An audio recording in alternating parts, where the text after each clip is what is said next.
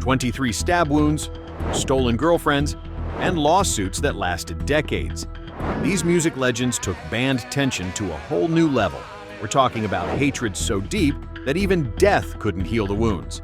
From the drummer who planned to kill his own guitarist to the bandmate who actually did commit murder, these are the bands whose members absolutely despised each other. And trust me, number 2 will blow your mind. Number 10, Mayhem, when murder became part of the music.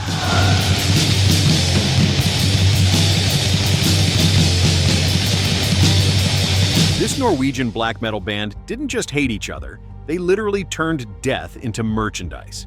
When vocalist Dead committed suicide in 1991, slitting his wrists and shooting himself in the head, guitarist Euronymous found the body, and instead of calling police, he ran to buy a disposable camera.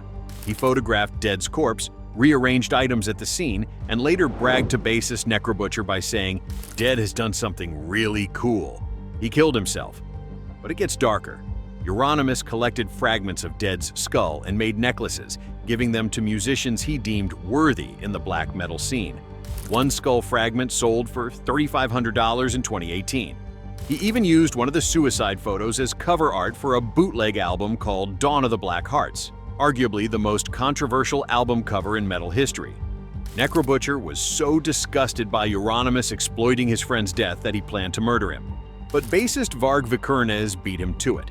In August 1993, Varg drove to Euronymous' apartment and stabbed him 23 times, 2 to the head, 5 to the neck, and 16 to the back. Varg claimed self-defense, but the court called it voluntary manslaughter and gave him Norway's maximum sentence of 21 years. The kicker? Their final album featured both the murderer on bass and the victim on guitar, released just months after the killing.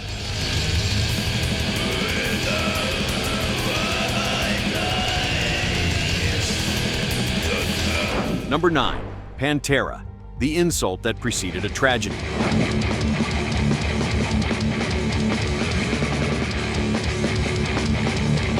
Pantera's feud between vocalist Phil Anselmo and the Abbott brothers, Dimebag Darrell and Vinnie Paul, ended in the most horrific way possible.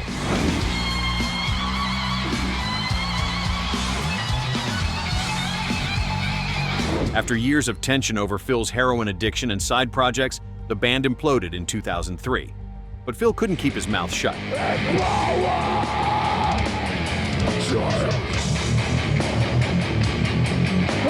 In a December 2004 Metal Hammer interview, he said Dimebag deserves to be beaten severely. 1 week later, on December 8, 2004, a deranged fan stormed the stage while Dimebag was performing with his new band Damage Plan and shot him multiple times in the head. He died instantly in front of his brother Vinnie. While investigators found no evidence the shooter read Phil's comments, Vinnie Paul was convinced Phil's words influenced the murder. He told the press he listened to the interview audio and that Phil wasn't joking. Vinnie refused to speak to Phil for the remaining 14 years of his life. When approached about reconciliation, Vinnie compared it to an ex-wife, saying, "It's your choice whether you want to do it or not. And I think a lot of people are selfish." He never forgave Phil. And when Vinnie died in 2018 from heart disease, the two never reconciled. Phil later admitted the bitterness came from a place of love, but it was too late. Even Dimebag's girlfriend blamed Phil, saying, "If Phil Anselmo hadn't quit Pantera, Darrell wouldn't have been playing in that shithole where that guy could get to him."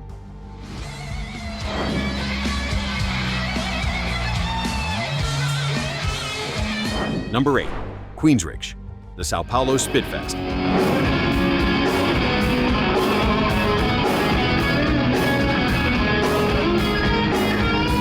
Most band fights happen behind closed doors, not QUEENSRÄCHE's. On April 14, 2012, just minutes before taking the stage in front of 2,000 fans in São Paulo, Brazil, vocalist Jeff Tate went absolutely ballistic on his bandmates. The band had just fired his wife Susan, who was also their manager, and Jeff wasn't having it.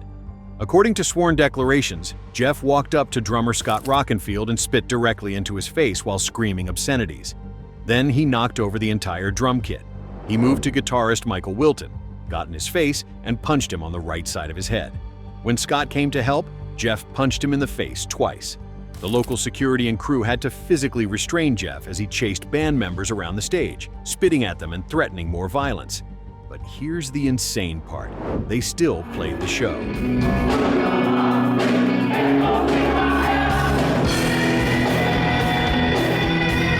For 90 minutes, Jeff continued spitting on his bandmates and their equipment while performing in front of the confused audience.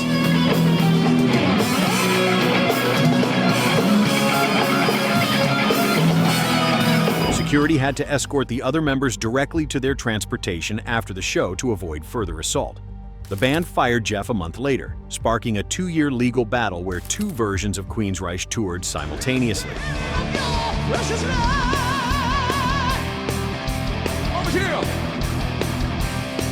The court finally ruled in 2014 that the original members owned the name, while Tate got exclusive rights to perform their classic album Operation Mindcrime in full.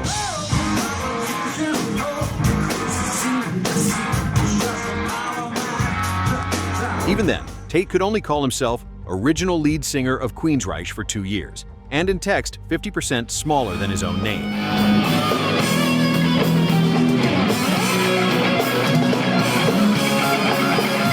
Number 7. Guns N' Roses, the feud over the King of Pop.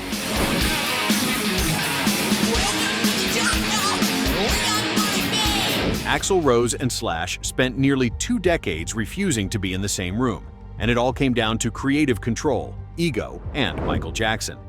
The tension started early. Axl was a control freak who showed up hours late to shows, while Slash just wanted to play rock and roll.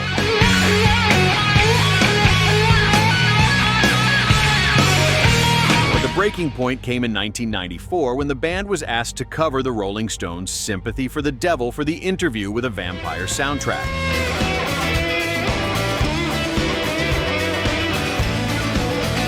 Slash, a fan of the book, watched an early screening of the movie and hated it. He phoned in a lazy guitar part.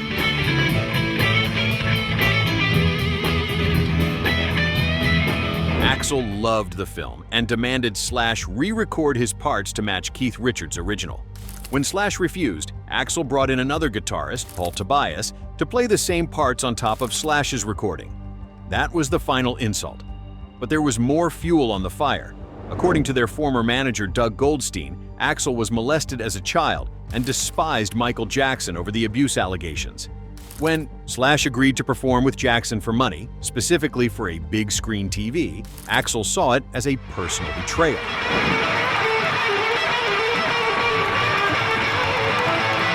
The rift became permanent in 1996, when Slash officially quit. For the next 20 years, Axl banned fans from wearing Slash t-shirts at Guns N' Roses shows. Slash said, "He hates my guts," and admitted they had zero communication. The media turned their grudge into something way bigger than what was really going on. But the damage was done. It wasn't until 2016, after a simple phone call, that they finally buried the hatchet and reunited.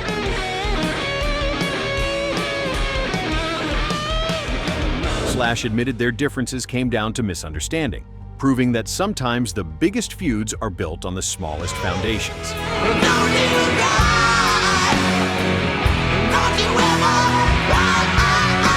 Number 6. Oasis, the brothers who weaponized everything. Noel Gallagher didn't just hate each other, they turned sibling rivalry into an art form. The feuding started before Oasis even got famous. In 1994, during a US tour in Los Angeles, Liam hit Noel over the head with a tambourine during a performance, made fun of the audience, then stormed off stage. Noel quit the band that same day but rejoined a few days later.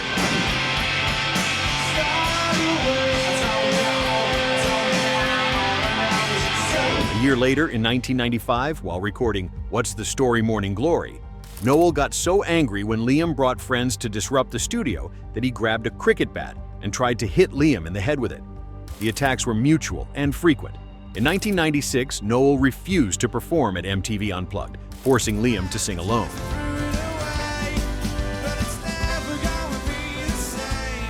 In 2000, during a drunken night in Barcelona, Liam questioned whether Noel's daughter was actually his, sparking a massive brawl. Noel later said, "I've never forgiven him because he's never apologized." The final explosion came on August 28, 2009, just 5 minutes before they were supposed to headline the Rock en Seine festival in Paris in front of 30,000 fans. Backstage, the brothers got into a violent argument. Noel claims Liam grabbed a guitar and started wielding it like an axe. Noel walked out, got in a taxi, and the show was canceled.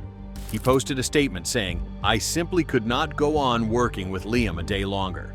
For the next 15 years, they traded insults on social media and in interviews. Noel compared Liam to Puss in Boots from Shrek, the sad-eyed cat with a packed suitcase. Liam sued Noel for saying he was hungover instead of having laryngitis. They only reunited in 2024, proving that even the nastiest family feuds can end. But it took a decade and a half.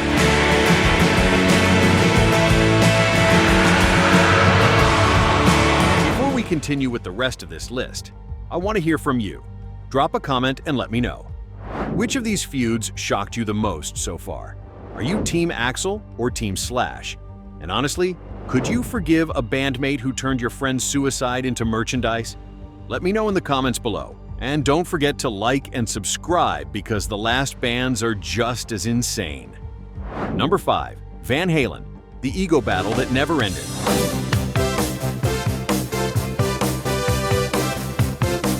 Eddie Van Halen and David Lee Roth spent decades in a cold war that made other band feuds look like playground arguments. The tension started early. Eddie wanted to explore synthesizers and new sounds, while David wanted to stay a pure rock showman. But the real breaking point came in 1984 when Eddie played guitar on Michael Jackson's Beat It without telling the band.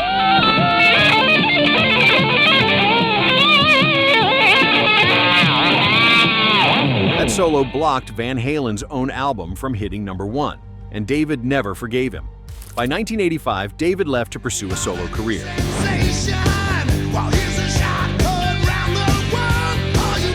The band moved on with Sammy Hagar.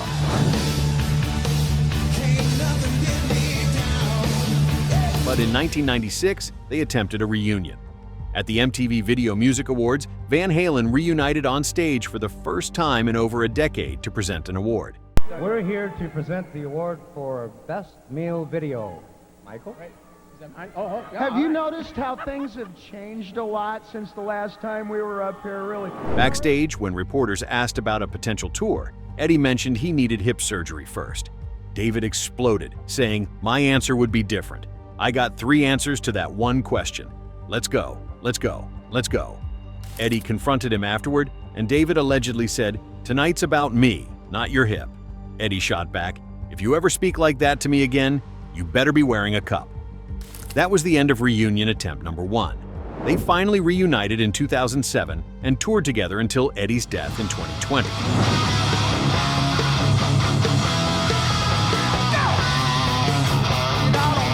But even after Eddie died, the feud continued. When drummer Alex Van Halen tried to organize a tribute tour in 2022, David refused to include a segment honoring Eddie, calling it offensive. Alex was furious, saying, "You talk to me like that, I'm going to beat your brains out." The tribute tour never happened. Eddie once summarized their relationship perfectly. Roth's perception of himself is different than who he is in reality. We're not in our 20s anymore. We're in our 60s. Act like you're 60.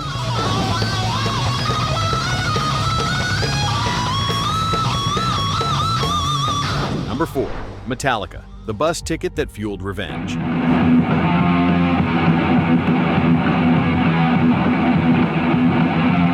On April 11, 1983, Dave Mustaine woke up hungover in New York City expecting another day with Metallica. Instead, James Hetfield, Lars Ulrich, and Cliff Burton told him he was fired. The reason? Dave was a violent drunk who became aggressive and confrontational whenever someone disagreed with him. One incident involved him pouring beer into bassist Ron McGovney's bass guitar, nearly electrocuting him. But here's the brutal part. When Dave asked when his flight back to California was, they told him he wasn't flying. They'd bought him a Greyhound bus ticket for a 4-day ride from New York to Los Angeles, and the bus left in 1 hour. Dave had to frantically pack his bags while James drove him to Port Authority bus terminal.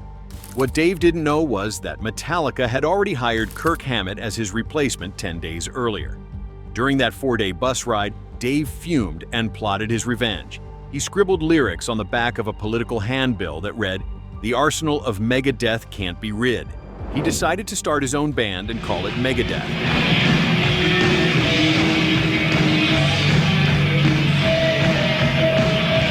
The final insult?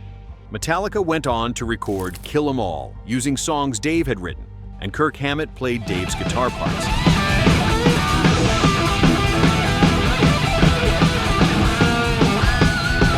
For decades, Dave remained bitter, appearing in Metallica's 2004 documentary Some Kind of Monster, still visibly angry about being fired 21 years earlier.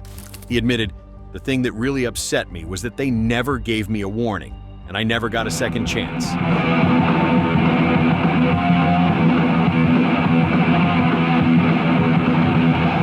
Megadeth became one of thrash metal's biggest bands, proving that revenge is a dish best served with distortion and double bass drums.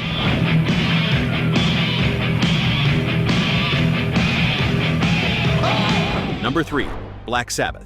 Fired, then sued for the name.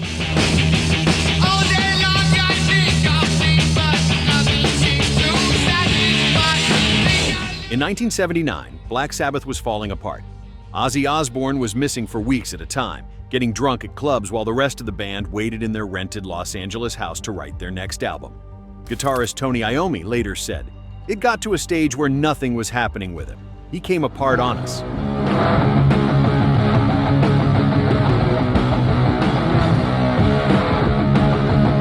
After 6 weeks of Ozzy being MIA, the band made a decision. They chose drummer Bill Ward, Ozzy's closest friend and fellow drug commando, to break the news on April 27, 1979. Ozzy was out.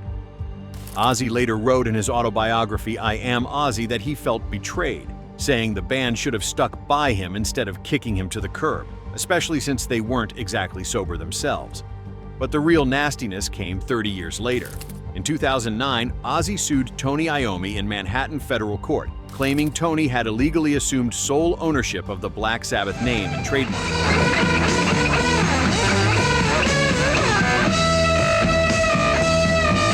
Ozzy argued that his signature lead vocals were responsible for the band's success and demanded 50% ownership of the name.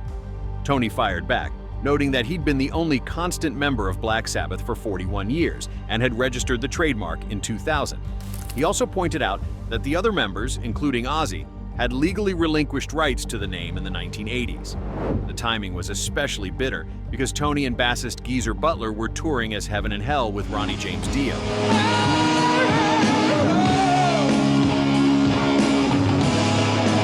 And they openly trashed Ozzy in interviews.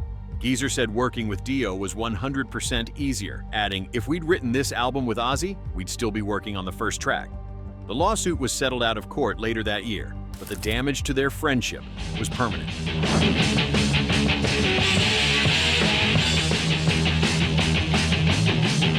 Number 2, the Ramones, Stolen Girlfriend, Lifetime Silence.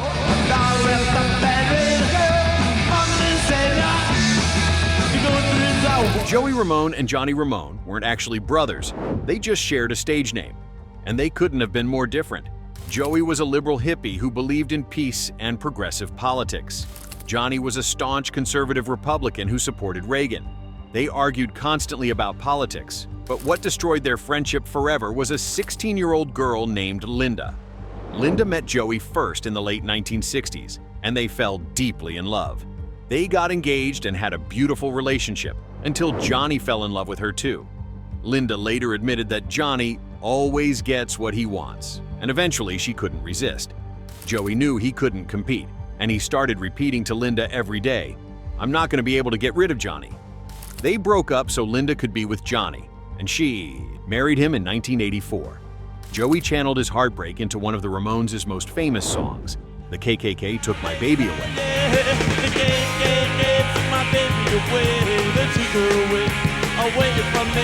The title was a dig at Johnny's conservative politics, comparing him to the Ku Klux Klan for stealing his girlfriend.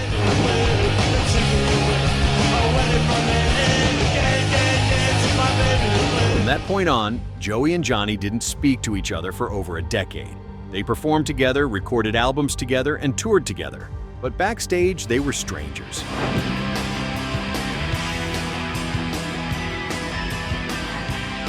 When Joey died from lymphoma in 2001, Johnny didn't even attend his funeral.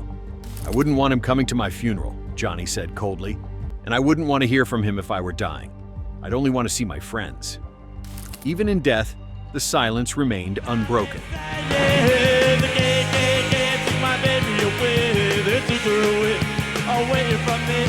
Number 1. Pink Floyd, the lawsuit that lasted longer than the band.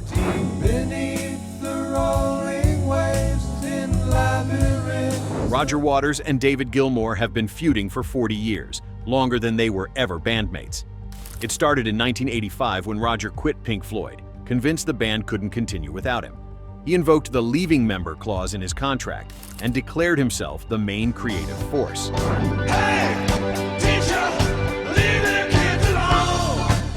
Then, in October 1986, he sued David and drummer Nick Mason in London High Court, trying to legally dissolve Pink Floyd and prevent them from using the name. He called the band a spent force creatively and believed he owned the legacy. He lost. The court ruled that Pink Floyd could continue without him, and they did.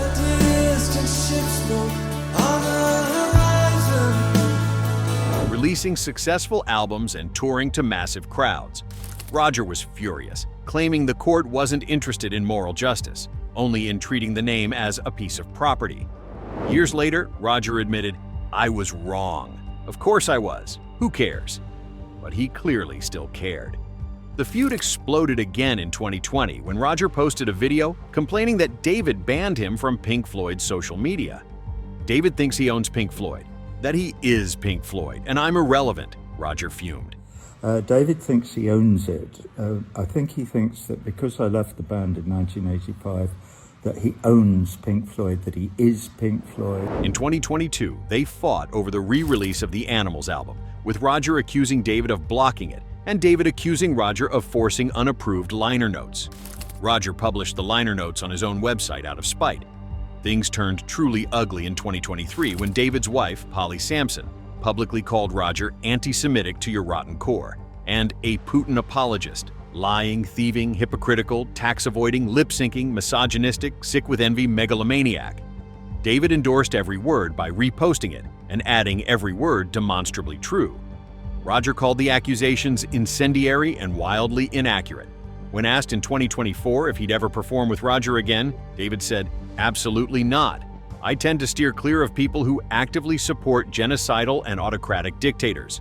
40 years later, the war rages on, proving that some band feuds truly never die.